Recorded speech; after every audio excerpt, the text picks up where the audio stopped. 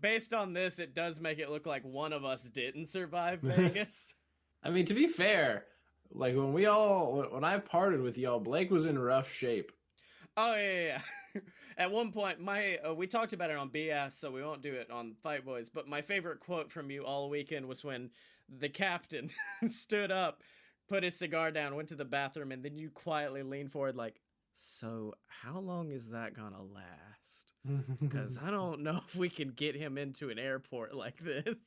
I've never in person met drunk Blake, and I'd rather not again.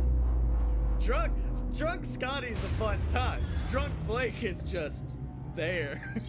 Here's the thing. Drunk Scottye is aware of drunk Scottye. Drunk Blake doesn't know drunk Blake exists.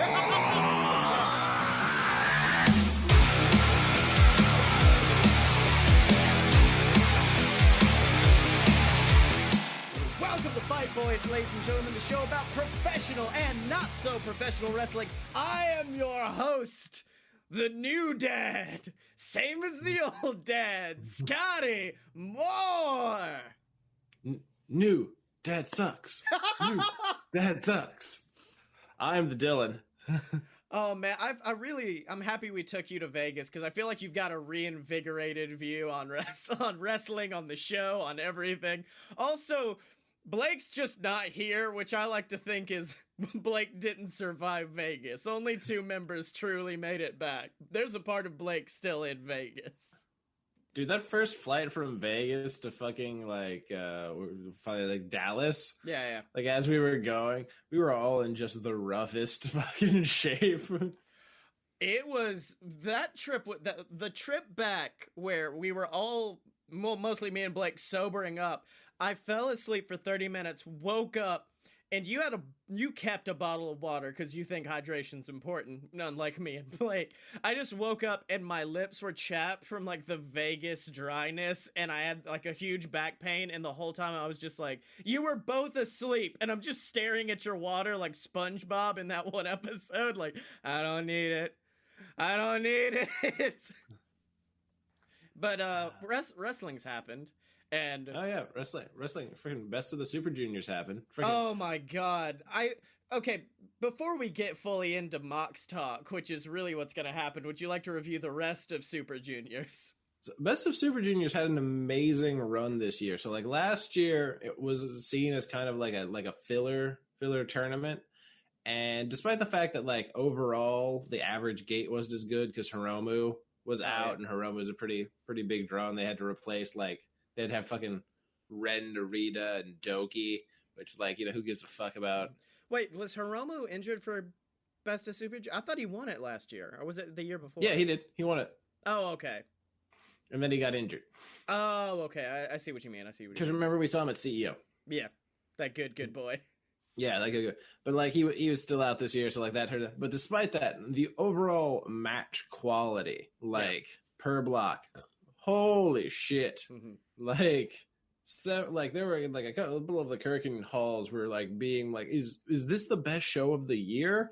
Like for like a mid-tournament best of the Super Juniors. Like there's so many good matches. A lot of people came out looking real strong. Will, like, the finalists, Will, Ospreay, and Shingo, I think they're going to herald in this new thing of being like open weight wrestlers where they are junior heavyweights but can compete against heavyweights. That's cool. So like New Japan can like shift them around because even Will Ospreay is just like, no, I'm a junior. I'm the best goddamn junior in the world though. Yeah. And like, so him and Shingo might be in like the G1, like all this stuff. But it was just it was a really solid tournament. There's so much of it I didn't get to watch, unfortunately, but much like the G1 where it's just like if you miss a day, all of a sudden you're like, I'm 6 days behind. I don't know what to do. That's like 24 hours of wrestling. I can't fit it in. Can I just say one of my favorite tweets to come, and I guess it's advertising one of their upcoming shows, but GOD's facing Evil and Sonata again. Oh, yeah, that's on Sunday. Yeah, and Tama Tonga tweeted it out and said, everybody get ready. Gorillas of Destiny are taking on the evil space pirates once again. And I'm like, fuck, why is that not their name? That's exactly who they are. But yeah, we were talking about the show before on the show beforehand. The fact that the Moxley and Juice Robinson match was the most fuck you WWE match I think has happened all year. And Cody Rhodes destroyed a throne with a sledgehammer, and the most fuck you match was those two getting at it. Oh yeah, it was an excellent match.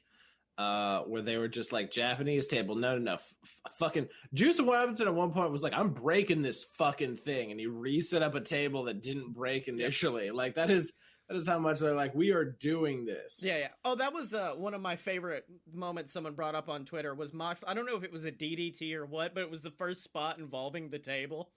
And Moxley, like, he hits him through it. The table does not break, and you see. Oh no, he does like a, I think it was Mick Foley, like where he would do the elbow drop, but he used a chair instead of an elbow. He did that, and the table just did nothing. He was just like, well, no, and it, like half of it didn't. Like the half of the table fell, so he was like, okay, we're just gonna snap suplex through this thing. And the whole time Mox is just staring at it like, why is it not breaking? What's going on? Like, they both had moments like that. It was real. Yeah. Moxley came out in goddamn fucking like compression shorts and fucking came out in like a shooter outfit. And I'm just like, oh man, is this how we're doing this? And the ending of the match was the ultimate, like, Dean Ambrose's dead moment when he hits straight up dirty deeds, goes for the pin, 1, 2, kick out, and Mox just sits up and smiles, and that's when I thought, oh, he's got a knife. He's just gonna stab Juice Robinson a bunch of times. And then the Death Rider. He hits an impaler. He hits an impaler, like, double underhook. Yeah. Did you see apparently it was a joke because the account was a joke, but the guy from Vegas who was just like, it's really interesting to see what you did, Moxley.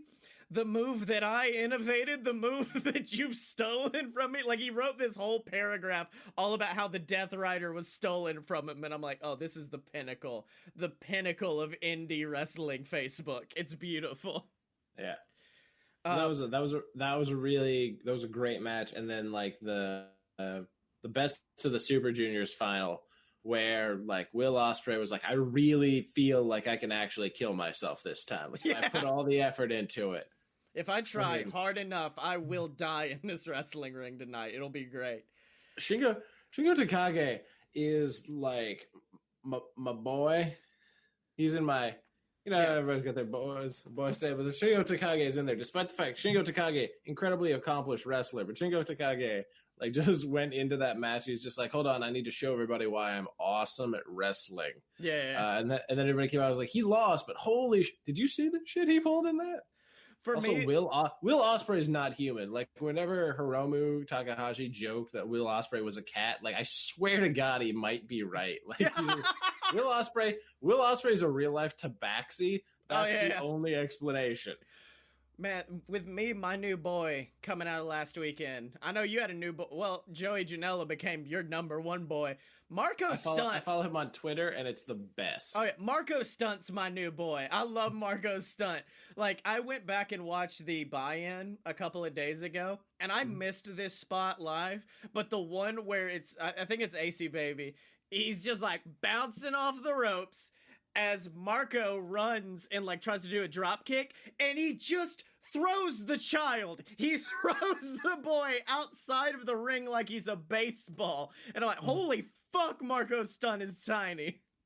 He is. Yeah, you could do straight up like ECW throwing who was it? Spike Dudley out into the crowd with Marco Stunt. Oh, I'm sure it's coming. Oh yeah. See, going back to Moxley, I feel so bad because everyone on the podcast minus me loved Dean Ambrose. There was a point a little bit after Shield broke up when he got into like his silly gimmick where I didn't like him anymore. And it was when he started getting really silly and gimmicky. And it lasted for so long that I'm like, oh, I guess this is just what he does.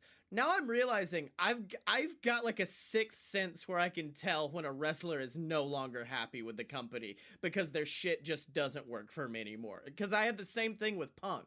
Because when Punk had like his Wolverine chops and he was like feuding with the Shield and shit, I was like, this is the same guy that poured ashes over the Undertaker last year, and you could just tell he doesn't care anymore, and he doesn't want to be here anymore. And like the minute I had that realization, a week later he left the company, and it's evident that Mox had the same thing of just like, I don't want to be here, I don't like this, and all of that came out with the Jericho podcast. So like he did the Jericho podcast, and then he did what was it? I forget who's what. It wasn't Alvarez. Who was it? He did someone. I forget, but like he did another one after that, which was like a 2-parter, and was like, I swear to God, legitimately like almost 3 hours of interview. And between the two of them, he just shit on the company so hard. Oh yeah. Like everybody's just like, oh, CM Punk said all these terrible. No. John Moxley went on record just being like, Vince is goddamn awful. He's ruining literally everything every day. Yeah. I could not be happier. Well, with Punk, you could tell Punk was coming from a place of straight fury, of fuck this company, they fired me on my wedding day, they did this, and it's just like hatred and vitriol. Moxley, he straight up at the beginning was like, I appreciate everything they did for me. I got to do so many Make-A-Wishes. I met my wife there. It was an amazing experience. I grew up in that company. Now let's bury them for 2 hours. So his was less from a place of hate and more from a place of like, you guys are $1 billion company. You could do so much fucking better than you are right now. And he was just he wasn't mad. He was disappointed. Yeah. His came from a part of like, everybody needs to know that this is not going the way it should be going for this kind of shit. Like, yeah. Well, oh my gosh. But it's such good shit. It's that good shit. Yeah. Listen, if the fucking Vince McMahon devil puppet on Firefly Funhouse doesn't say this good shit, I'm gonna be disappointed. Well, see, one of the things with Mox was the minute he was like, they kept making me do this weird, goofy bullshit, and it made no sense. And that was like, oh, he was like me.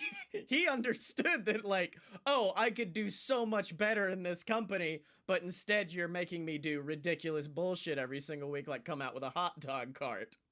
Yeah. I mean, and like you could see it, like, you know, he made a promo for Fyter Fest coming up, which I got a ticket for. I got to go to Fyter Fest. You bastard. Yeah. I didn't think I was going to, but I'm going to be there whenever Joey Janela and John Moxley try to actually kill each other.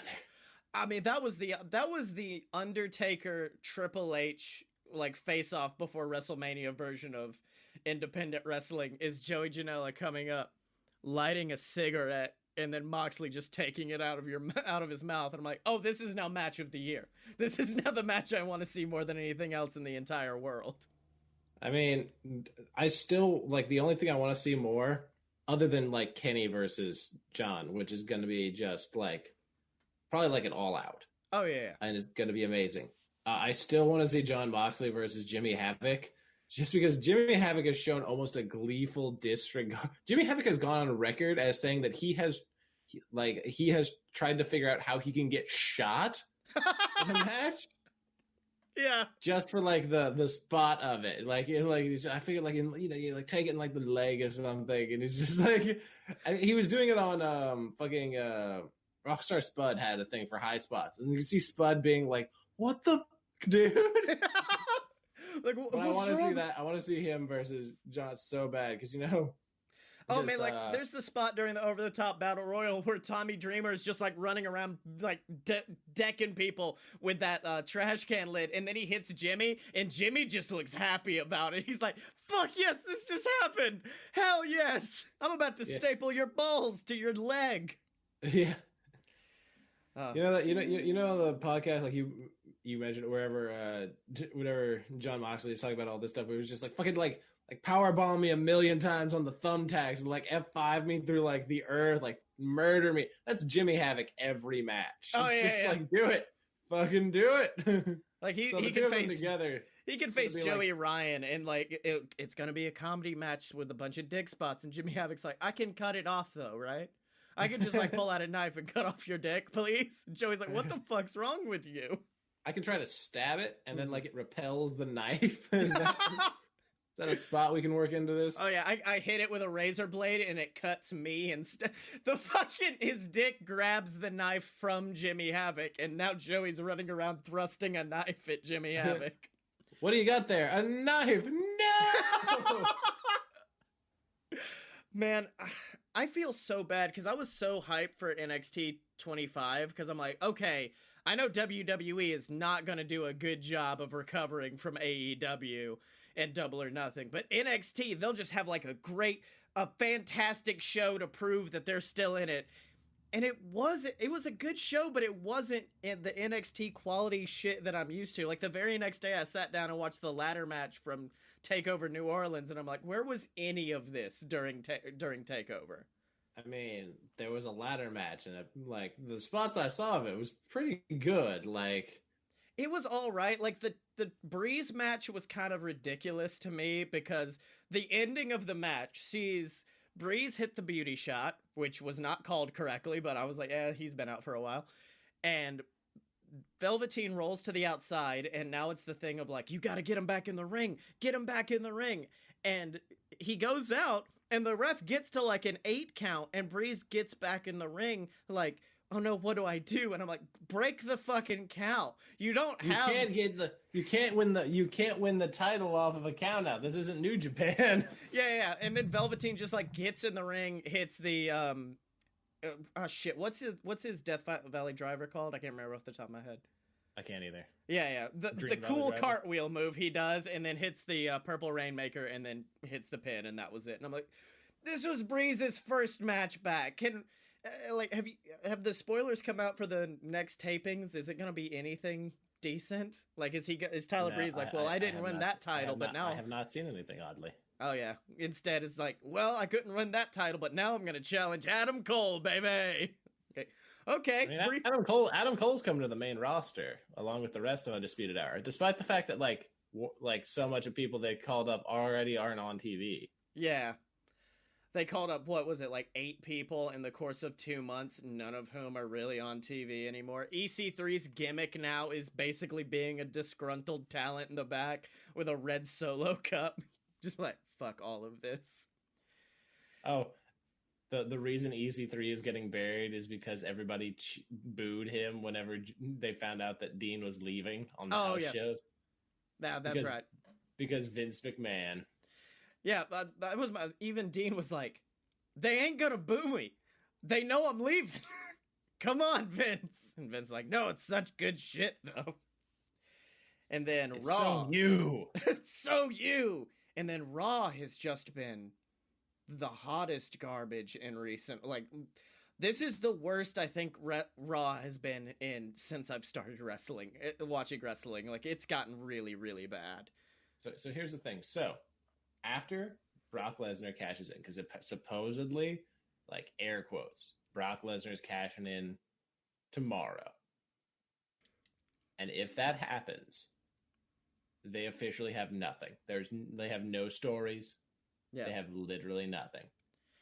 I mean, when Brock Lesnar comes out and just beats the living shit out of Seth Rollins, almost murders him, and then looks at Paul Heyman and goes, I don't want to cash in. I want to fly on a plane to Saudi Arabia and then cash in on him there. I'm like, Brock, no. Because then, no, it's because he knows if he murders him in Saudi Arabia, it'll just be par for the course.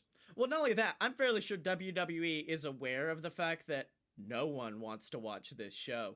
No one gives a fuck about any of the Saudi Arabia shows. And they're like, well, what if we say Brock's going to cash in and then people will watch? And I'm like, I definitely don't want to watch. Sorry, Vince. You really fucked the horse on that one.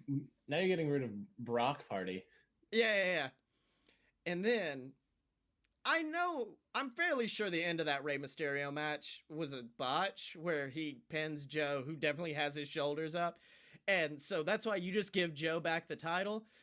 But don't just give Joe back the title. Don't have one of the hottest baby faces of all time, Rey Mysterio, come out and be like, I've been injured. And unfortunately, because of that, I'm just gonna give the belt back to the bad guy. Hope you guys are cool with this. Bye! Oh, and I'm getting choked out, and all right. I would have loved if Dominic came out and he's like, I'm giving the belt to my son. And then Joe just kicks him in the balls and beats the shit out of him in the middle of the ring. Oh, that'd be great. The commentary team's like, look what Joe's doing to this 13-year-old boy. And Dominic's like, I'm 21 years old. Please. Please. Could you do something? Anything? I mean, the only reason to watch WWE now can be found on their YouTube channel, and it's fucking Firefly Funhouse, which this week was the best episode that's happened so far because Bray Wyatt apparently hired the people behind Tim and Eric's great show. Because so I assume you have a Wyatt Jim shirt, like tank top going in the oh, buddy, I was tempted. I was like, man, if I had the money, I'd get one of them Wyatt Jims. Like the whole time, me and Blake were joking. Like that way you can walk around the house in that exact outfit of a fucking like tank top and Zumba pants and be like, pull up your pants. Do the muscle man dance. That way, just until Emily just beats the shit out of you with a shoe. Yeah, she's like, please stop. No one wants to do the muscle man dance, Scotty. The baby hasn't let me sleep, and now you won't either. Jesus Christ. Yeah, that whole segment, the minute that he was like, we're going to talk about exercise. I'm like, oh, this will be fun. Like, he does some small things. And then the music started up, and I said, Bray Wyatt, you beautiful motherfucker. I love you more than words can express. Actually, no, that happened earlier when he was like, here's my friend, Huskus the Pig Boy. And I'm like, is that a fucking JWF wrestler? Did you just steal one of our gimmicks? No, it's Husky Harris. Yeah, it's straight up Husky. That's what I like, is he's got like, oh, these were all my older versions of myself, and now I'm just real fucking weird, and I watch Don't Hug Me, I'm Scared one too many times, and that's who I am now. So did you see the Punishment Martinez promo for NXT? No. So Punishment Martinez was basically kind of like, I don't want to say Undertaker, but he did have like that Mordecai spooky kind of ominous presence. You mean the shit he's been doing for like 3, 4, 5 years? No. Maybe? That's what I'm saying. That's what it was. Oh, okay. This has him in a limousine, like going to clubs and shit. And I'm like, oh, he's Andrade? Did they fucking... He's Andrade. The best, someone was like, what's his gimmick? And I just said, he's a Hot Topic fuckboy. He's gonna get Corey Graves and they're gonna start a fucking stable with Chris Jericho. I don't understand WWE. Like, I understand they're in panic mode, but when you're in panic mode, you step back, you take a breath, and you focus on the things that you can do really fucking well. And with their roster, wrestling is what they can do really fucking well. No wrestling is happening on these shows. No. Ricochet and Cesaro is happening. I feel like that's the only thing they have. I feel like Vince is in the back like, well, we're gonna do 2 hours of weird shit with Baron Corbin, and then for the smarks, we're gonna give them 20 minutes of Cesaro and Ricochet, and then hit them with the big dog, go home. It's such good shit. All right, Vince, thank you. Thank you, buddy. But you know who I'd like to thank right now, D? Ghazi? Yeah, mostly that fucker, Ghazi. And also and Megarand. And Megarand. We're just gonna thank Megarand every time. And all of our lovely patrons at patreon.com/a-load-of-BS. That's a website where you can support the Fight Boys. You can support the entire BS network, and you get access to our exclusive Discord. You get shouted out on the show of your choice every single week, like that motherfucker Ghazi. And of course, in addition to all of that, you also get access to our giveaways, which my dad ended up winning the Fight Boys giveaway, and I'm like, fuck. Well, he's donated enough. I guess this is worth it. I don't have to pay for shipping. And also, you get access to our show, You Paid for This, where we watch terrible garbage movies and commentate over them. And our last episode, we were actually joined by Dylan as we watched a terrible garbage film starring David Arquette called Ready to Rumble. And it gave me the worst hangover I think I've ever had in my entire life. And that can all be found on patreon.com/a-load-of-BS. And Dylan, it's time to settle back in because we've avoided him for too long, and we got to get back into some Dust Watch. No. We moved on. We moved Nah. on. We're No. on Tongan watch. For the love of God, we can tweet him about the evil space pirates. Why would we ever go back to...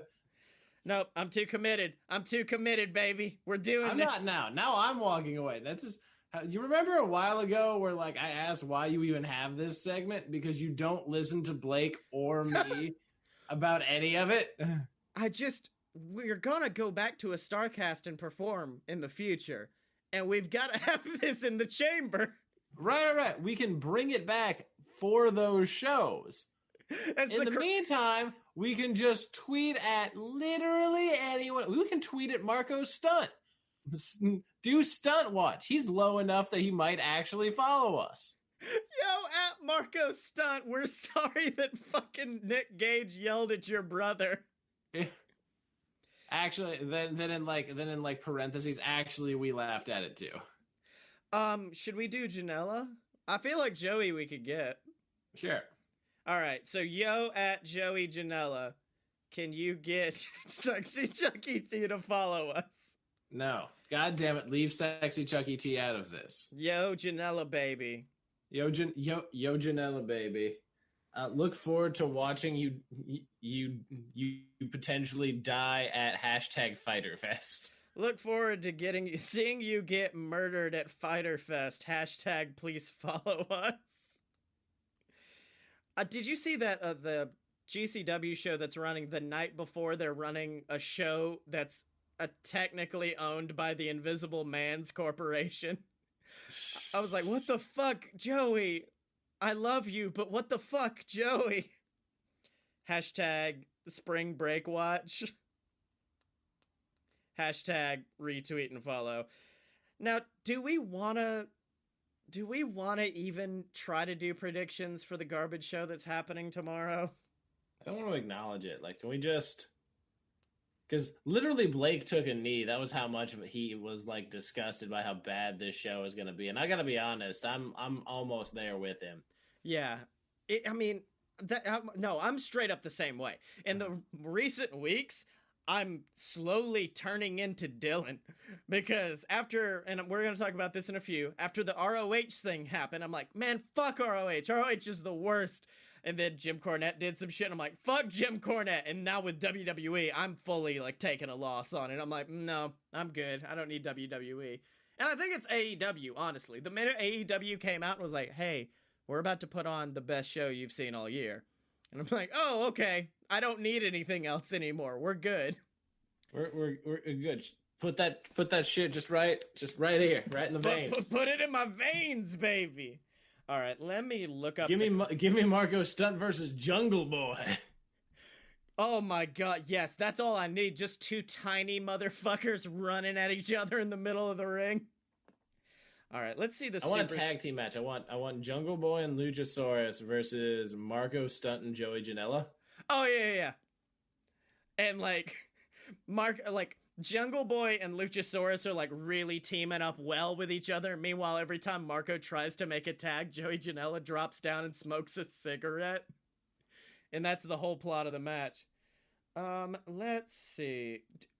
So, before we get into this, did you see where they've actually flown out Alexa Bliss and... Is it Natalia? No. Yeah. Is it? Mm-hmm. To possibly, talk to them and be like, hey, maybe do ladies wrestling? Which, no, that's not happening. Let's see. Usos versus the Revival, which is not for a title. It's just a match, apparently. So, Usos have a fun match. Let's see. Lars versus Lucha House Party, which is going to result in Lars Sullivan committing several murders in the middle of the ring. Seth Rollins versus Baron Corbin, which... I mean, okay.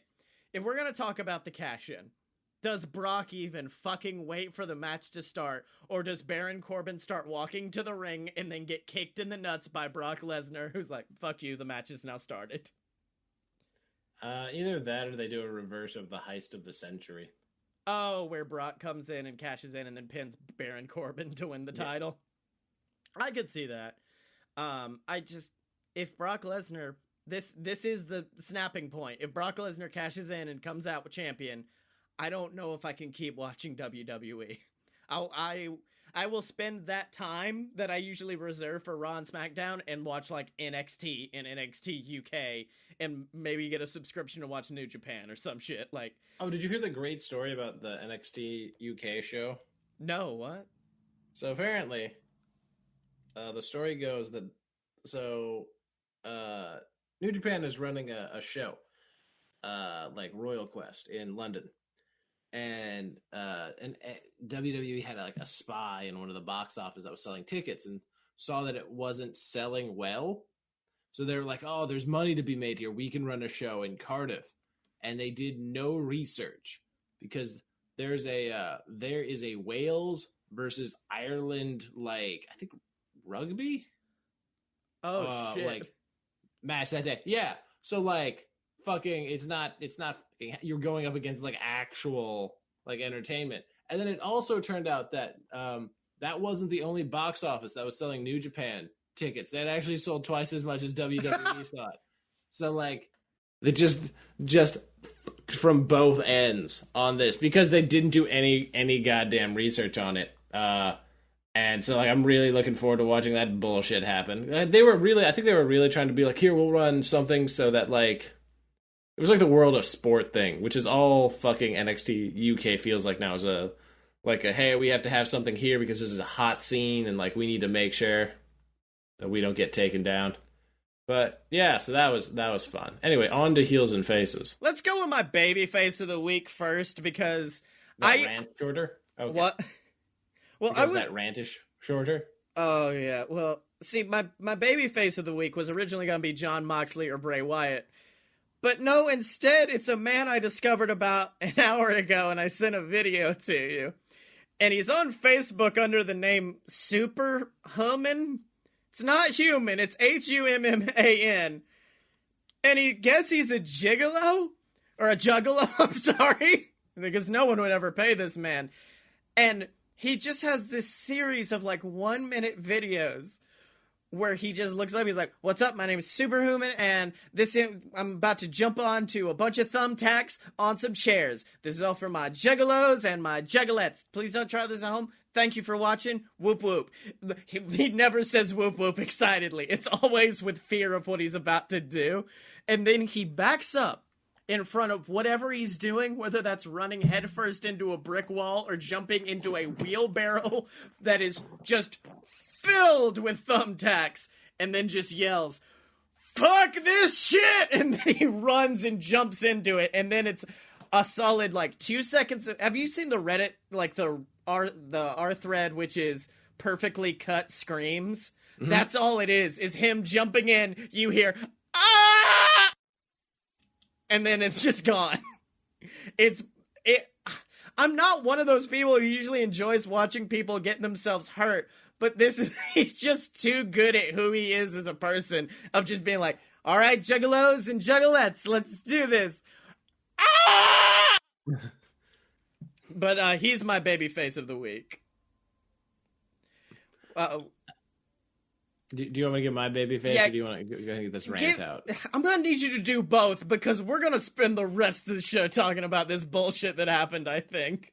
Okay, so like my my baby face of the week is Shingo Takagi, just because like yeah, what it's my boy. That's my boy.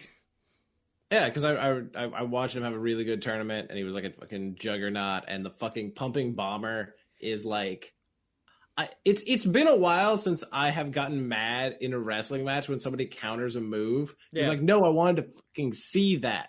Like every match he has, I'm just like, I wonder how this person is going to sell being murdered by a running lariat. Like there's just every time. Yeah.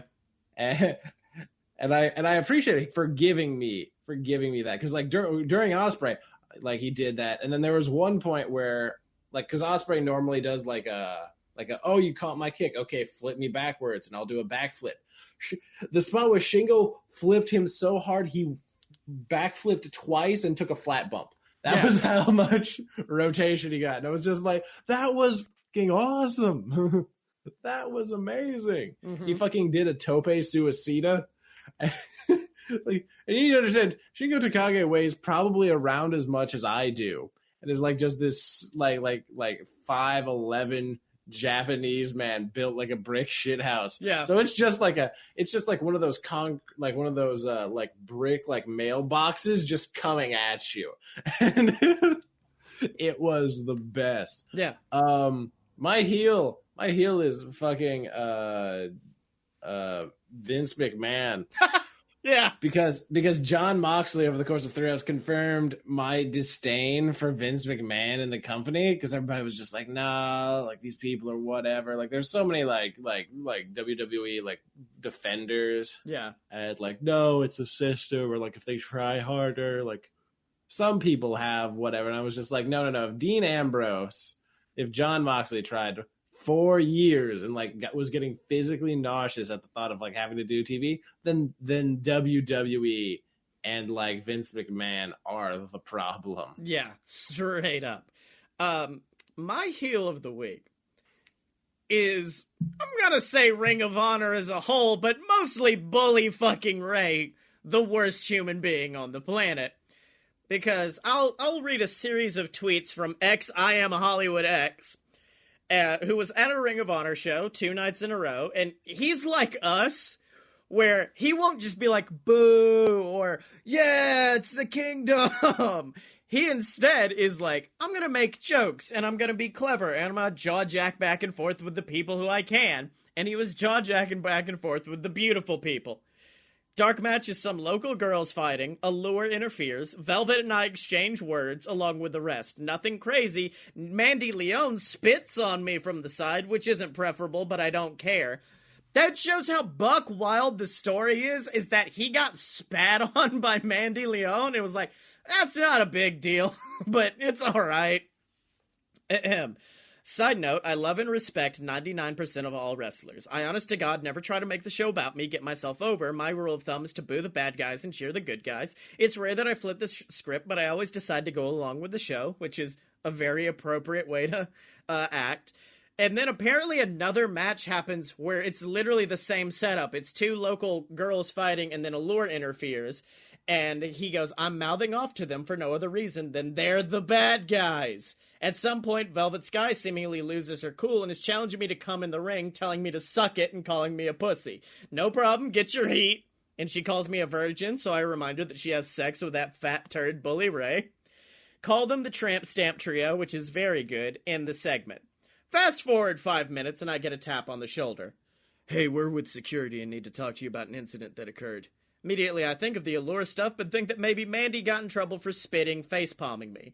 Then I kind of think it's a joke, and no signs of a joke from my buddies of the crew, so I'm super perplexed and think maybe there's some miscommunication because nothing so far was a big deal at all. I oblige and follow security. He then follows security, who are very weird.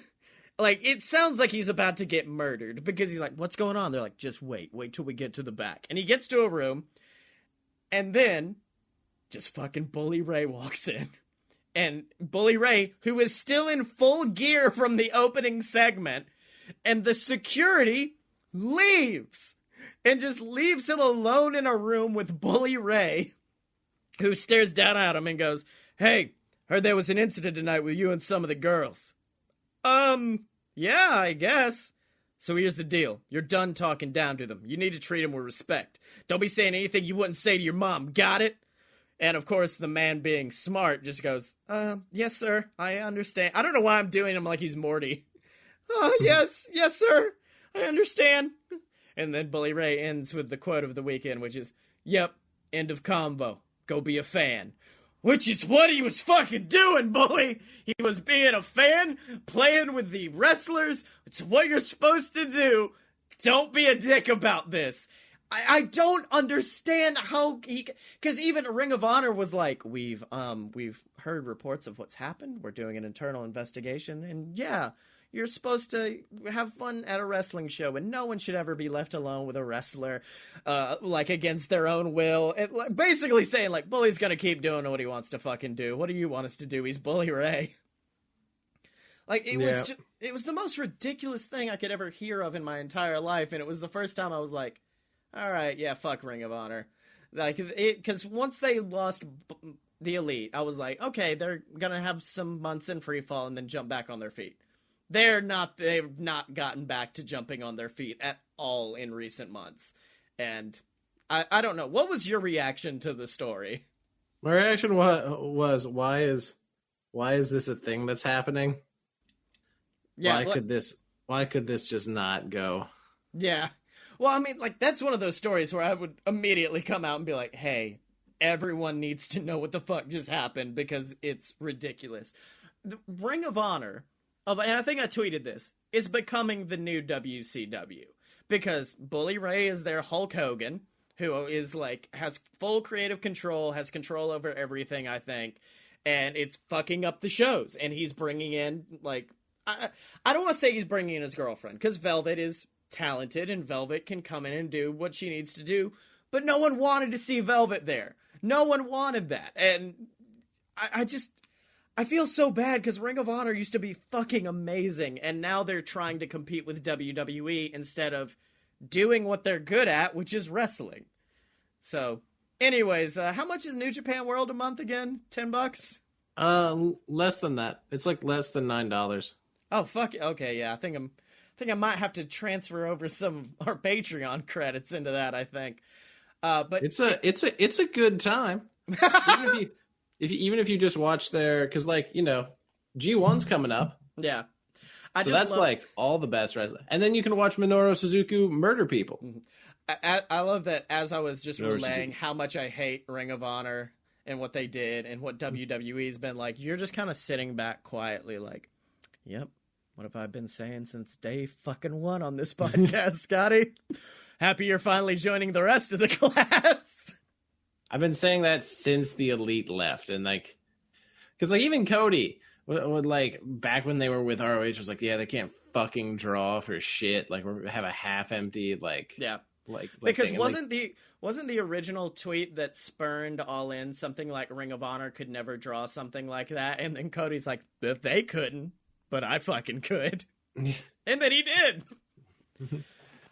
But he's like, he's like, I'm the son of Dusty Rhodes, god damn it. This summer, 2 men save the world. From who, you ask? Everything invading robo-penises. This show is not about those 2 men. This show's just a load of BS. The show where Blake Tanner and Scottye Moore make up dumbass movies like that. We're your personal think tank. We're your 2 white guys, which fills the quota for a podcast, I think. And we're just gonna be here to have a good time and talk about sauerkraut. That's right, except no substitutes, ladies and gentlemen, because this is that pure, uncut BS. Good, uncut. All right, so D, it's been an episode. We've talked about wrestling. We've talked about how some of the old guard is falling, and there's these new people like AEW showing up, but I feel like there's one company that's always been strong, and that's Birmingham, Alabama's premier wrestling organization, the JWF, and I think it's time we go find out what's going on with Silver Spoon and Captain Tibbs. Let's have a listen. Welcome, ladies and gentlemen, to JWF Monday Night War. I'm your host, Silver Spoon, joined as always by the man who took Las Vegas by storm. It's Captain Tibbs. I own 3 casinos now. That's right, Tibbs, and let me tell you something. Coming off our show in the AEW Double or Nothing Arena, we've got thousands of fans over the world getting excited for our next pay-per-view. Because there's so much fallout from the JWF Cash in the Bag pay-per-view. We've got new #1 contenders to the JWF Tag Team titles in the form of the Snack Daddies. We have a new Mr. Cash in the Bag in the form of Scottye Moore. I mean, Tibbs, anything can happen. Everything's gonna happen. It's here, the new era. Every year a new era. New eras everywhere. Everywhere new eras. That's right, Tibbs. And speaking of Mr. Cash in the Bag, That is, of course, the man known as Scottye Moore, one half of the BS. So why don't we go to the ring right now for a very special episode of A Load of BS. Let's have a listen. Whoa! Ladies and gentlemen, boys and girls, children of all ages, it's time. It's time for A Load of B. Oh no, that's just it. That's right. The show tonight is going to be nothing more than me, the B, Blake Tanner. Because, unfortunately, Scottye Moore isn't available to be my co-host tonight. It's just tragic, and he's not here because he's gonna be my guest. After these last few weeks, you see, I think it's only fair that I, the most capable man in the world to do it, give you a peek inside the psyche of this man, this myth, this legend, Scottye Moore. And so, welcome to the ring, Scottye Moore, the S. Well, Tibbs, this seems a little bit unorthodox. Scottye Moore, usually one of the co-hosts of A Load of BS, being brought out to be a guest on the show, but here he is walking down the ring with the cash in the bag briefcase. How do you think Scottye Moore feels right now? He's on top of the world still. Look at that strut. Look at that rut. That's right, so let's hear what he's got to say. Oh my God, Blake, thank you so much for the opportunity to come on the show. Look, I'm a huge fan, long-time listener, first-time caller. It's so good to be here. This guy's got jokes. Yeah. Hey, Scotty, thank you. Thank you so much. I know you've got a busy schedule right now, and, speaking of busy schedules, we and the whole BS brand have been through quite a lot in the past few weeks. We were personally transported via Captain Tibbs to Vegas to compete in the AEW arena as part of a historic weekend of grueling match after match. And I think it's fair to say that not just you and me, the BS, but the Fight Boys left our mark, of all things. And on top of that, even more has happened for you. I mean, you're a dad now. You got a baby to take care of. You're a family man. And all of this happening so quickly, I've got to ask, how are you feeling? How are you keeping up with it all? Blake, have you ever known that you were at the crux of something big? Have you ever been able to just take a step back and see that you are at the beginning of something bigger than yourself? At the beginning of a revolution? Because that's how I've felt for the past 3 weeks, because yes, I did get to perform in an AEW ring. I competed in and won 3 devastating matches over Cash in the Bag weekend, and most importantly of all, I was given the best gift a man could ever have. She's the most beautiful thing I've ever seen in my life, and that's the Cash in the Bag briefcase. An instant opportunity to cash in and win the JWF Championship whenever I want. And with that briefcase, we are going to do great things. Because retrieving that briefcase, that was only the beginning, Blake. It was the beginning of a revolution, of a dynasty rising in the JWF. Because you see, when you look at the BS, we've claimed just about every damn accolade this company can bestow on a professional wrestler. Regal Rumble winner, Wrestler of the Year, JWF Champion, and that list, it's only getting longer and longer.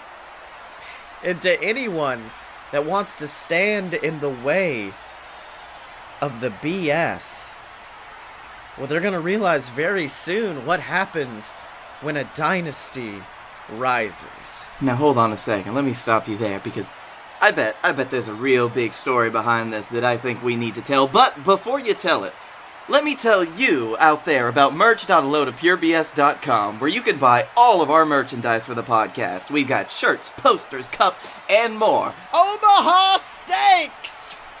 We don't have... what? We got steaks! Oh shit, we got steaks. Now Scott, since you mentioned people standing in our way, let's talk about the men who are now #1 contenders for the tag titles, the Snack Daddies.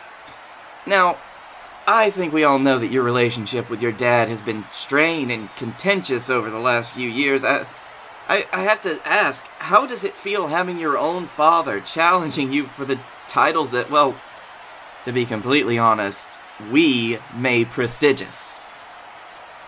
You know, I'd love to say I get no pleasure in fighting with my family, that I get no pleasure in beating my father's face into the mat, but you see, the truth is, it's one of my favorite things to do.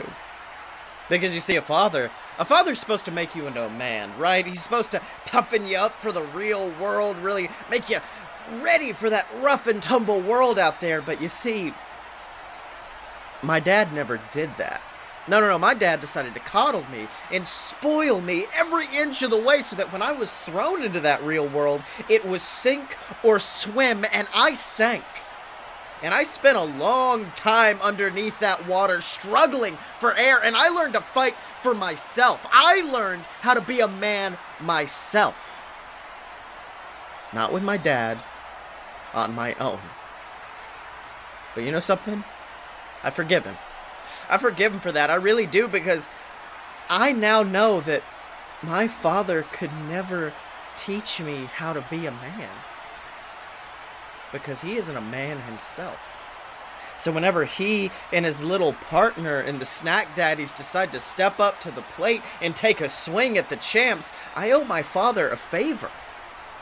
And that favor is to beat him and belittle him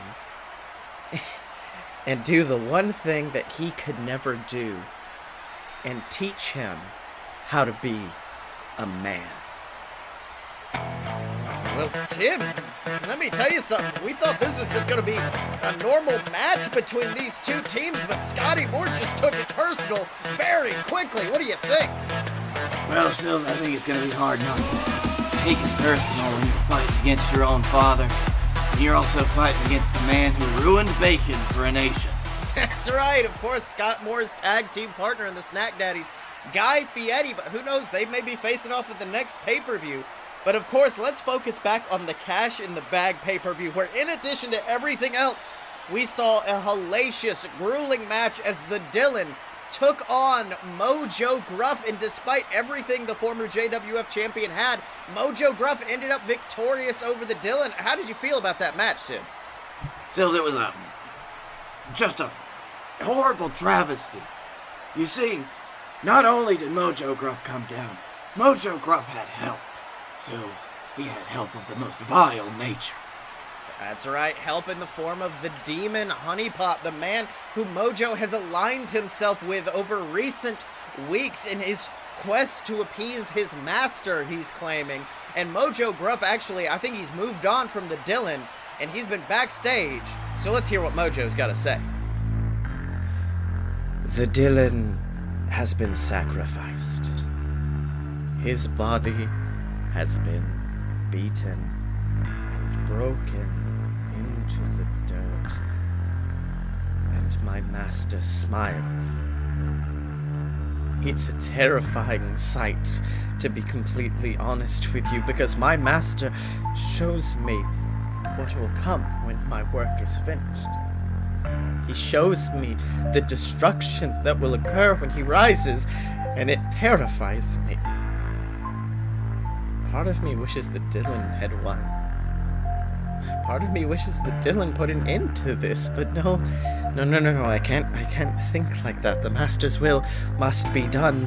The will must continue. My work must continue. I must trust my master, because the Dylan is only the beginning of his reign of terror. No, my master demands more sacrifices, and he shall receive them. He shall receive them. No, he's shown me. He's shown me the face of the man that I must seek out.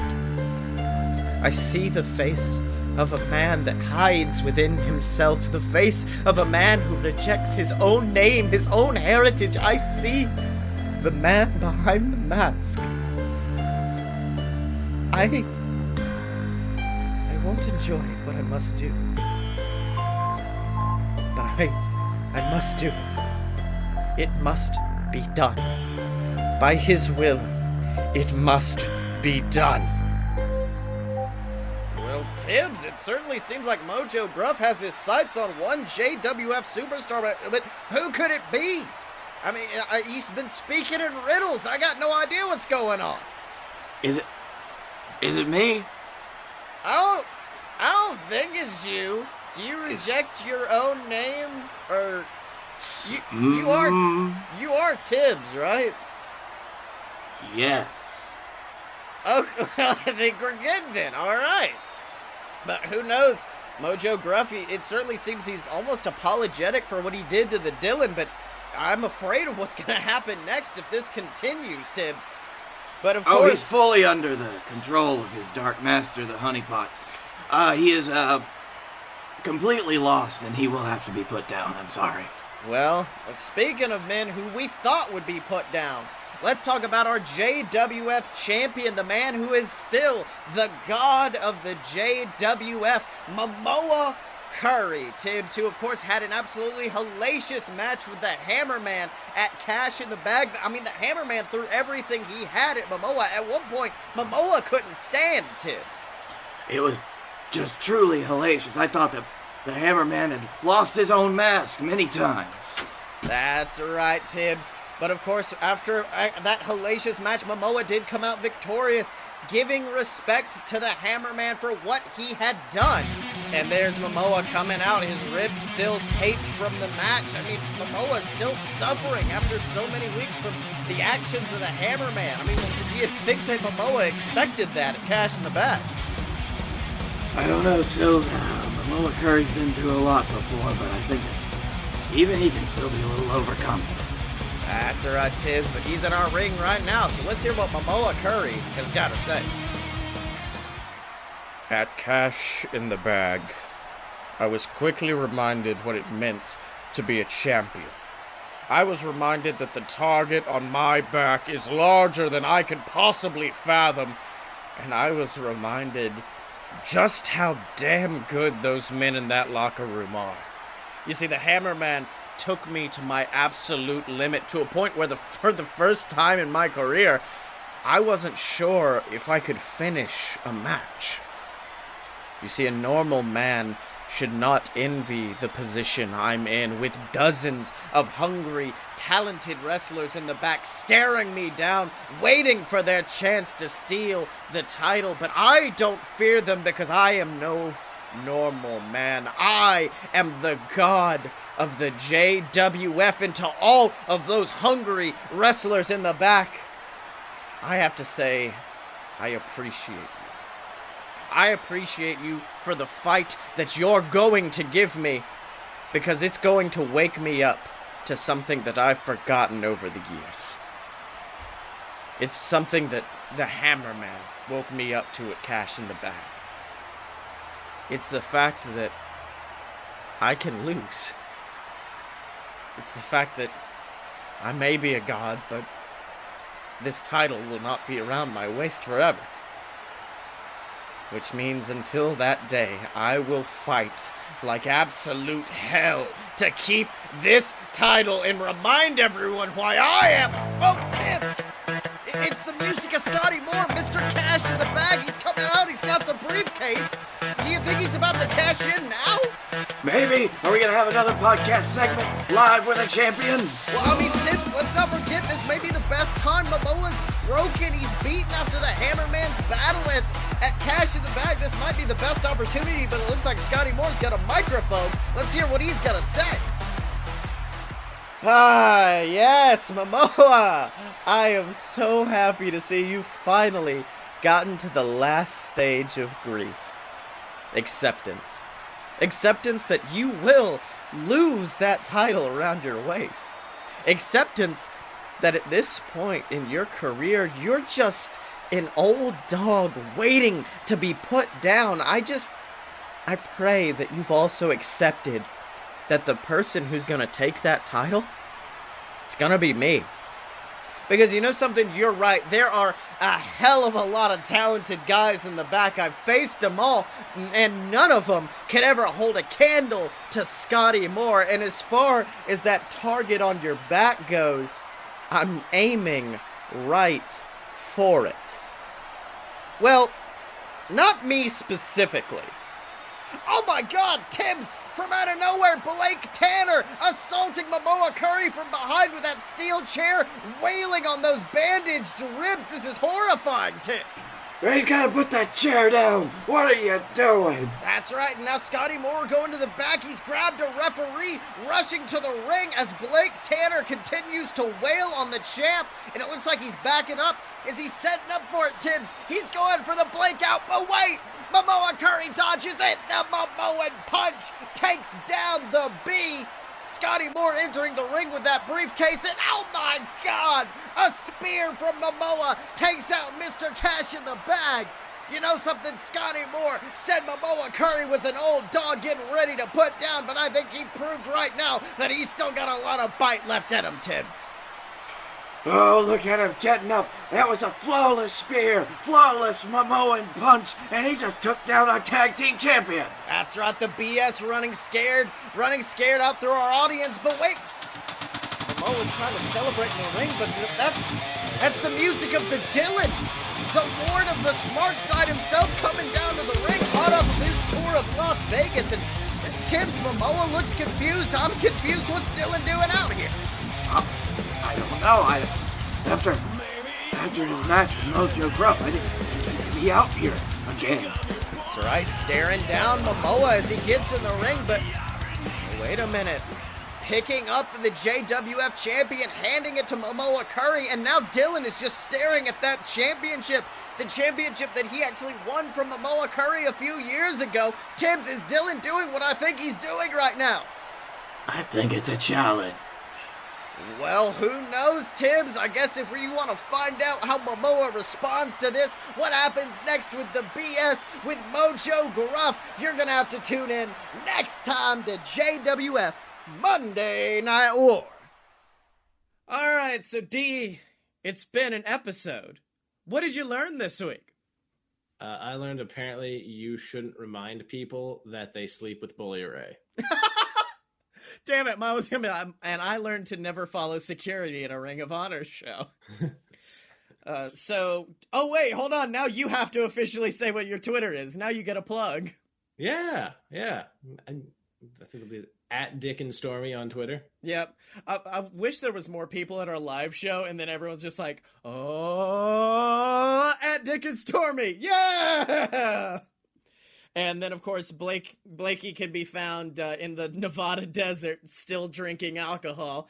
And you can find me on Twitter. He's still in that cigar bar in the fucking Caesar's Palace. No, it's like the First fucking floor. It's the shot at the end of The Shining of that cigar bar, and it just slowly zooms in on Blake's face. You never left the cigar bar. You've always been here, Mr. Tanner. This is where you've always lived. Right here at the slot machine in the bar. And you can find me on Twitter at Scottye Moore. That's SCOTTYEMO. Buy all my books on Amazon. The Queasel Corp Trilogy, BS versus the Gods. Check that out and check out all the other shows online at aloadofpurebs.com, ladies and gentlemen. Make sure to check out this week's episode of A Load of BS because the entire show is just us describing what happened in Vegas and the sheer debauchery we got into when wrestling was not involved. That was something, I think I told you guys, WrestleMania, WWE's biggest show of the year. I went a few years back. I left roughly 8 times to buy liquor to try to get through the show. AEW Double or Nothing, I stayed firmly in my seat and was like, no, I don't care if I'm fucking thirsty or starving. I'm not leaving this seat. Hell, I became fucking heel of the week because I had Blake go get a Coke. Oh, it would have been worse if the original plans didn't fall through, because apparently before it was going to be Bret Hart, it was supposed to be Flair coming out and giving that title. And I don't think Blake would have made it to the show the next day. I think Blake would have been like, I'm quitting the show. Fuck all of you guys. I can't believe I missed the Nature Boy. Nature Boy. And of course, remember to support the show, whether that be Patreon, merch, but if you don't have the money, we understand. Just leave us a review on iTunes, subscribe to the Fight Boys YouTube channel. We got a lot of fun stuff coming up there. I'm probably going to start doing like a video series of like essay style stuff because I had a lot of good wrestling ideas come out of Double or Nothing weekend. And as always, you can find us at loadedpurebs.com. Step up to the merch table at merch.loadedpurebs.com.